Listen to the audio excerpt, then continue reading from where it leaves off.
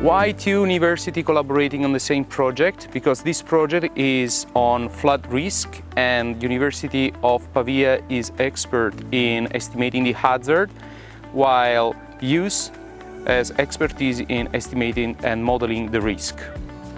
Risk is generally used to orientate investments in the public sectors to understand where it's better to construct works and other infrastructures.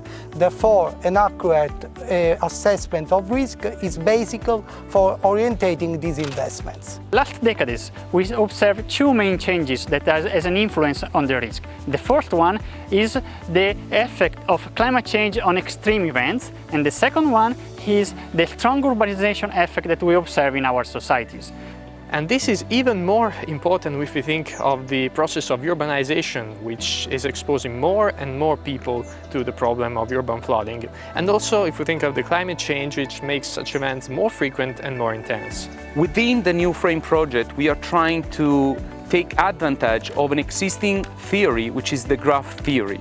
The graph theory is a theory in the mathematics that trying to explain and study the properties of a network.